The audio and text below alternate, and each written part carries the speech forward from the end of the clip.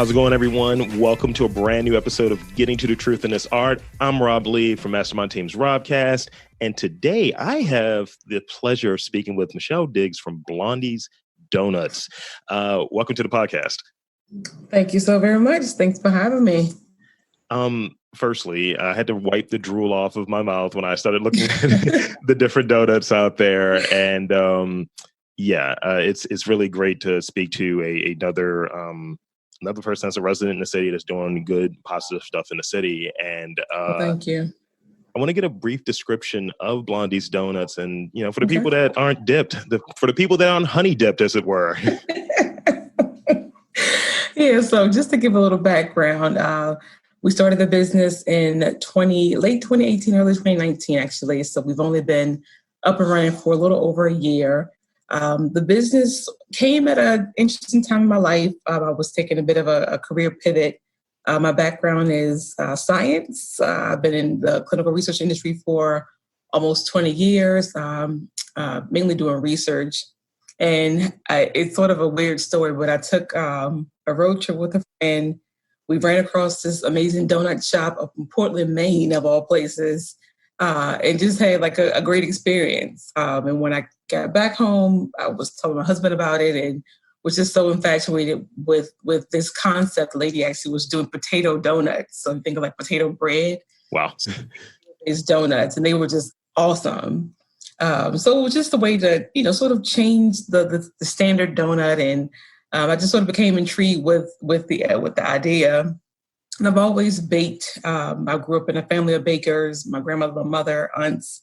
So it's something that I've always done as a hobby, but decided to, take a stab at doing it as a business, actually. So it took about 3 months to develop a recipe.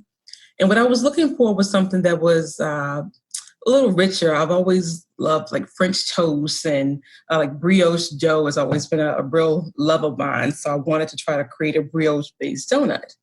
Again, that was a bit more rich with a lot more butter and more eggs. So again, I played with that for several months and did tons of different recipe testing. And I was neighbors and anybody who would take a donut, I was giving them donuts. Hey, focus group. Try this donut. Literally, okay. Like I have another batch. Try these.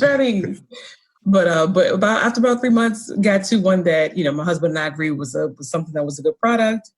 And, did a couple like little small pop-up events in Baltimore with some nonprofits that my husband is a part of. And they just started to sell.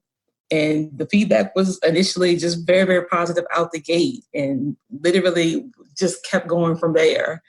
So we sort of just built on that initial game plan to start small with smaller markets and farmers markets. And that's where we are today. So we are still a pop-up business. We do not have a brick and mortar. We work in a commercial kitchen space in Baltimore City. But again, that's just what we use for production. And we also allow some pickups at that location. So brick and mortar is not on the horizon just yet. We shall see. But that's sort of how we got started. Well, that's great. And forgive me if any of these questions kind of go back over it, but definitely, I guess if I re-mention it, it's like extra emphasis. So what makes your donuts unique? I feel like I'm cheating right now. I have like a donut company that I do a lot of stuff with, and they've been very good with us. But it's diversification, and ultimately, it's showing love to everybody. So absolutely. What makes Blondies Doughnuts unique? Well, like I mentioned, we do a brioche style donut. So it's not, it is a yeast raised donut, but it's not a standard yeast raised donut. Again, we use very high quality ingredients. We use like organic eggs from a local farmer. We use real vanilla bean, European style butter. So we take our time with making a product that is based on how I grew up, again, using scratch-made ingredients that, you could taste everything when you bite into it. It's not artificial. We don't use preservatives. All of our glazes, all of our custards, our cream fillings, everything, 100% is scratch-made. Only thing I do not make is Nutella. I have a Nutella donut that I don't make that one, but everything else we make 100% by hand. We cut every single donut by hand. So it's very much the traditional old school techniques that we use to produce the donuts. And, it's time intensive, it's labor intensive, but it's something that, I think it shows in the final product that we offer to our customers, and my people have just continued to support us because it is something that you can't find anywhere else. I haven't come across a donut that tastes anything like ours. And not to brag, but I do think we offer a very different and unique product. And again, the customer's response to what we provide has just continued to prove that over and over again. That's amazing. It's funny because, like, I think some of the more handheld confection, the bad thing, we trick ourselves into thinking that the quote unquote bad things, as long as they're smaller, Right. they're good. And I think in the next year, maybe two, there's going to be like a donut challenge, kind of like on like Food Network or what have you, when they have Hey, we'll the take cupcake it. challenges. We'll take it. And it's funny because like we used to go to, my girlfriend and I used to go to this spot called, I think it was like maybe B Donuts is in Hamden. And Okay. we were always kind of joke about it. It's like, yeah, we're here buying these like $6 artisanal donuts or what have you. It's like, this is Yes. great. And if it has like a certain like quality to it, which you were describing, it's just like, all right, great, fantastic. I don't care about the price. I don't care about it as long as this tastes like it's supposed to taste. I can see there's actual fruit in here. I can see that this Right. custard is very high quality. And Mm-hmm. that's what you look for. And you said all the positive things earlier: butter and and quality eggs, quality All the good vanilla. stuff. Yeah. Absolutely. All the good stuff. Like I said, I mean, I can name the ingredients in every single thing that I make easily. I mean, it's no, again, chemicals and extra additives. And we skip all of that because, again, to me, it's nothing like having something that you can taste, the nutmeg, you can taste the vanilla. Those qualities, they just ring true when it comes to scratch baking. And for me, that's very important. Again, sort of going back to my background, growing up, I grew up in the South, and, food was a very big part of it's incorporated in everything you do, from weddings to funerals. So it was always, just learn to appreciate. I grew up appreciating what real quality was. And, again, just using those hand techniques to make something by hand, and just the pride that you get from it, to see somebody enjoy something that you actually spent time making yourself. It's nothing like that feeling. It's so gratifying. That's great. Yeah. And it's maybe a little self-serving, but have you ever received any like suggestions for like flavors? And if so, have you added any to your current offering on menu? Oh yeah, people always provide recommendations. And what about this? If you tried this, and we switch it up as often as we can. So we took a little break when the pandemic first hit the U.S. So we shut down for about a month and a half, 2 months. And at that time, we continued to do some testing in the kitchen and came up with new recipes. And when we came back, we added a few new things to the menu. So it's an evolving process. I mean, I feel like it's always something that you can try. You get inspiration from, going to a restaurant and trying something yourself. And like, we can make that into a donut flavor or some kind of glaze or something.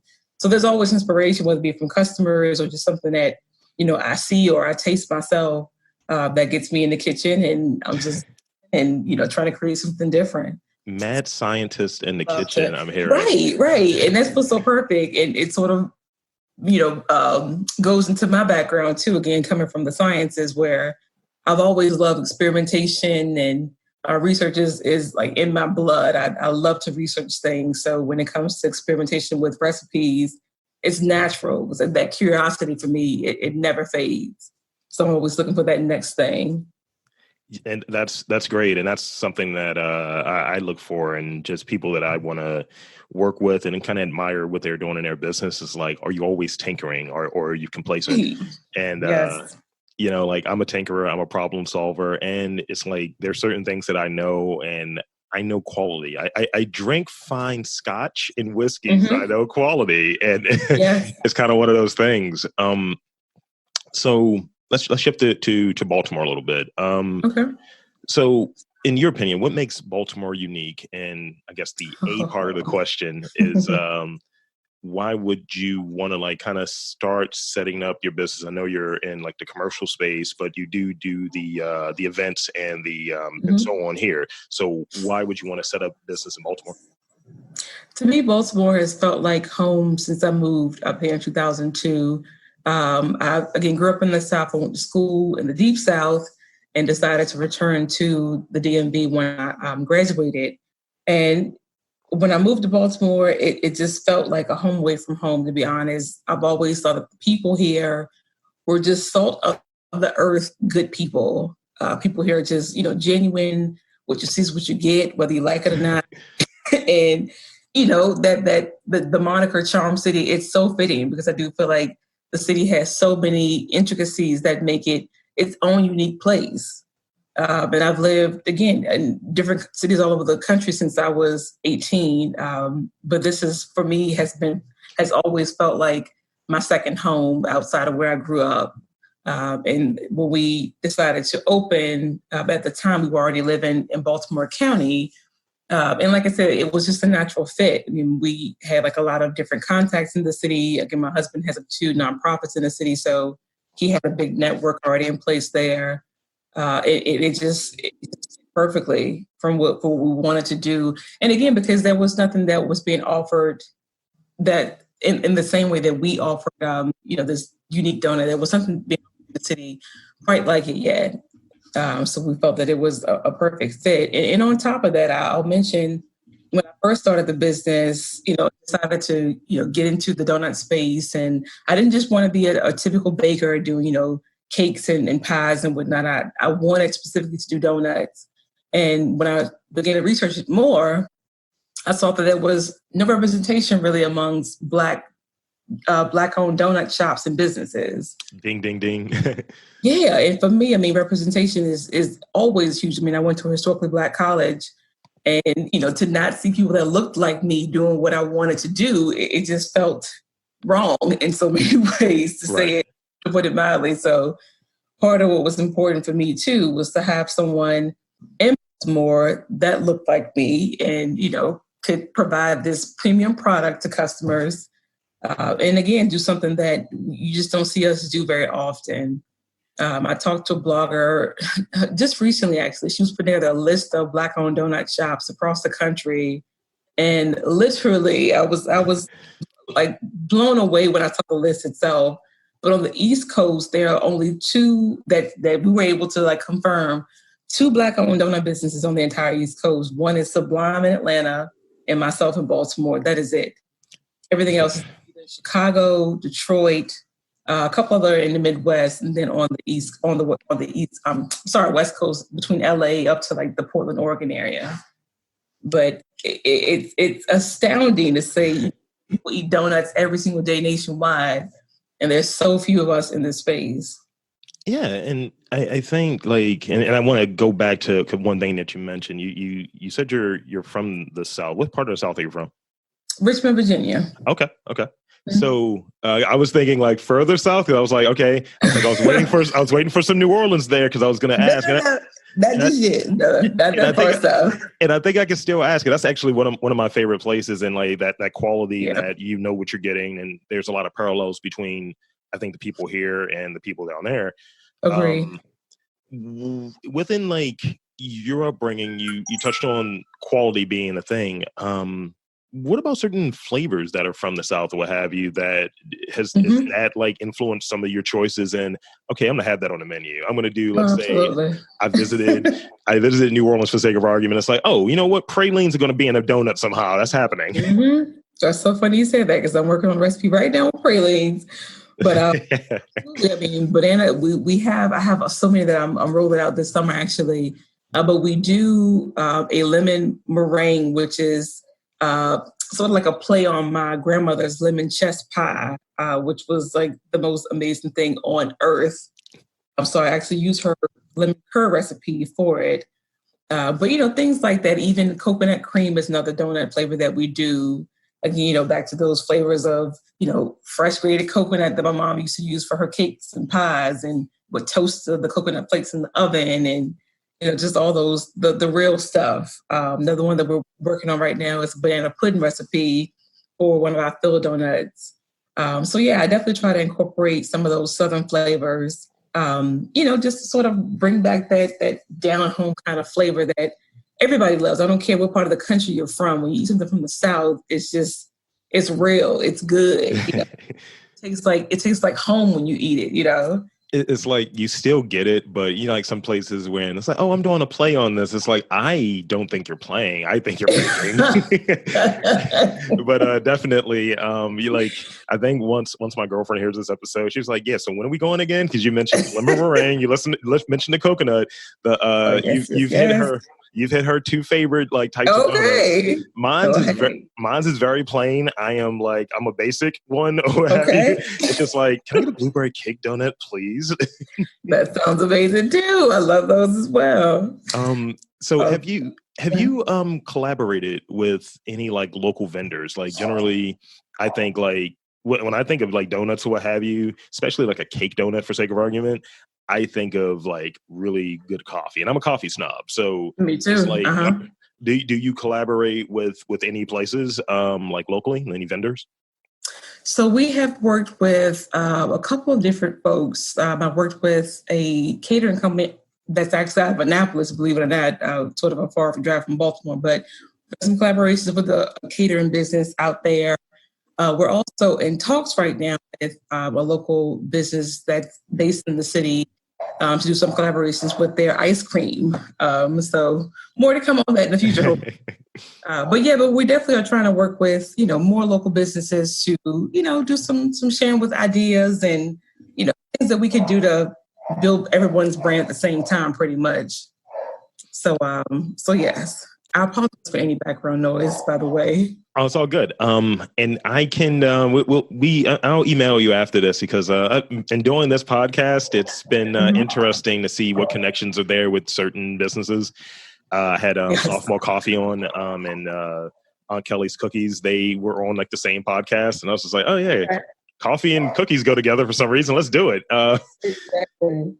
So one more. I forgot about them, but we've done some work with Black Acres Roastery before too. We've done a couple of different pop-ups and different events that we've collaborated together with, again, donuts and coffee. So it's worked quite well. they go together. Exactly. Why not? So what's one one flavor that you're like, all right, I can't make this work. That's the one that it's the one that got away. It's I might come back to it, but not right now. What has been the one that has anything really tripped me up so far? I'll tell you what. I was working on a pineapple donut actually, and that one has not been quite as successful as I'd hope. I'm trying to. It's hard to pineapple. It tastes really flavorful when you eat it, but to extract the juices and get a good, good product is sort of tough. So yeah.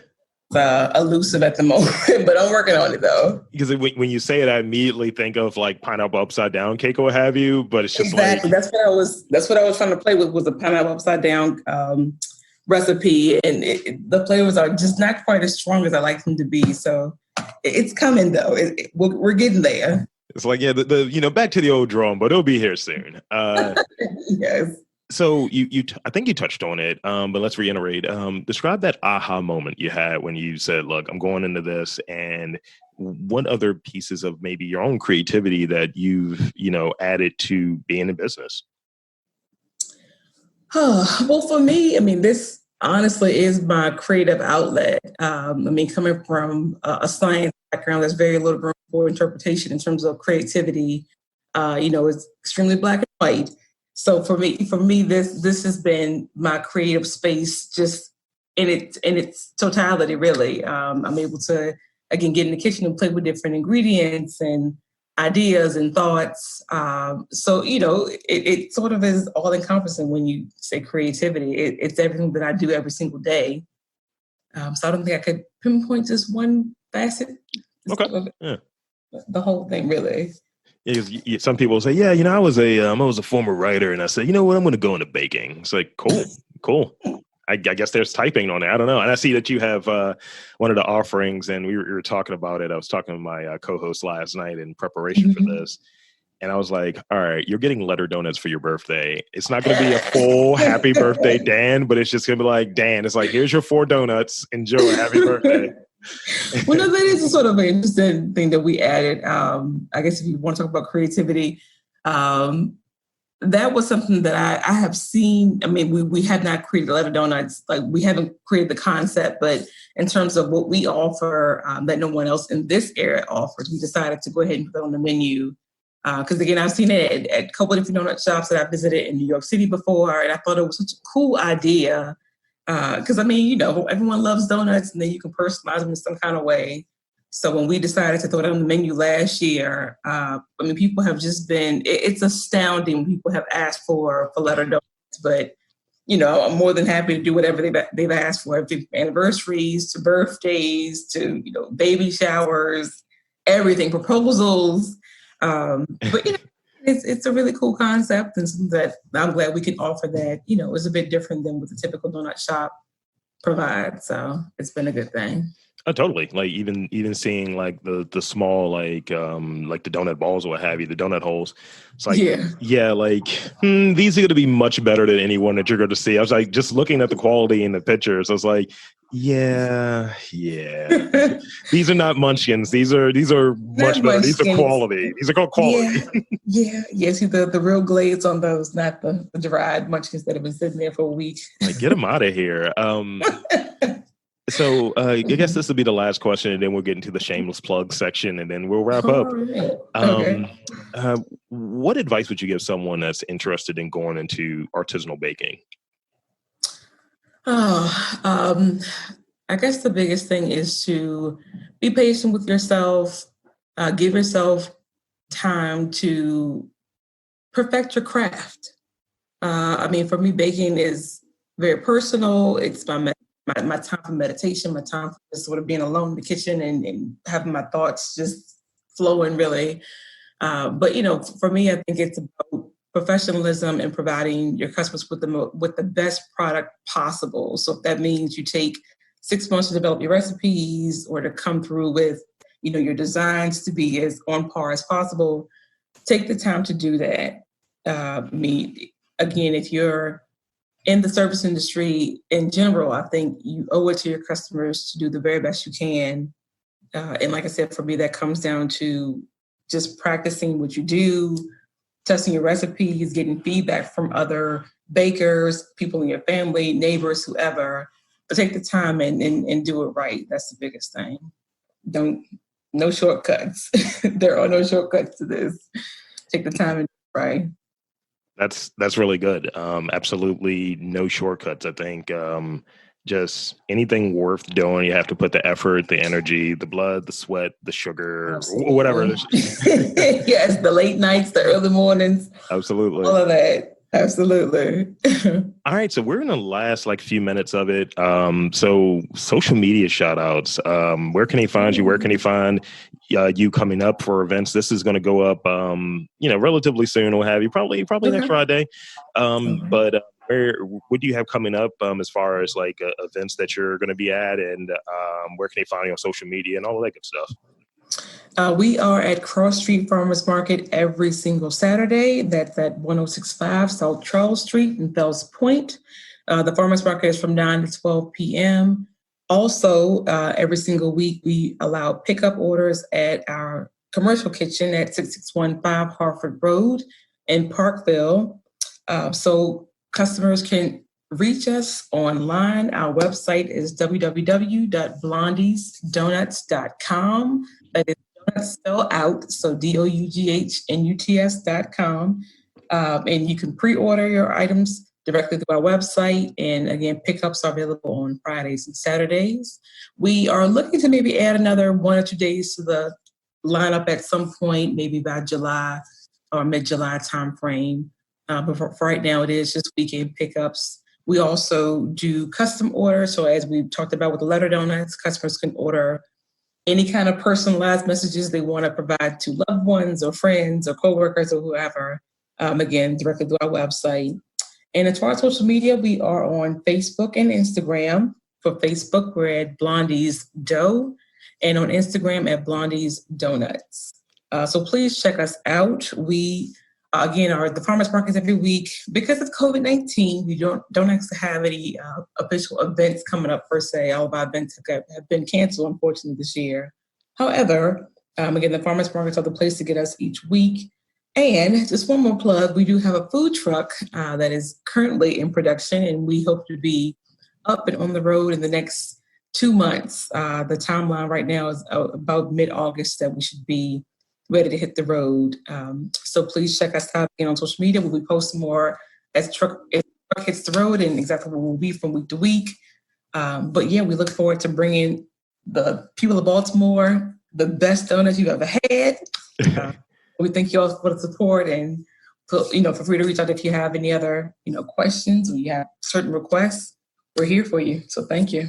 So 2 things, we're talking about donut tailgate soon. Oh yeah. and secondly, just in time for football season. Yes. And secondly, for all of you fellas out there, when you get in trouble with your girlfriend or your wife, don't send flowers. Just send a custom order of Blondie Doughnuts. Just can I get them in a rose color? Like she has a sweet tooth and I'm a jerk. So yes, we can hook you up. We got you. Saving relationships one donut at a time. So I want to thank Michelle Diggs from Blondies Doughnuts for joining me on Getting to the Truth in This Art. And pretty much the message is there's art around you everywhere. All you have to do is just look for it. Thank you for listening. Thank you so much. Thank you for coming on. Thank you.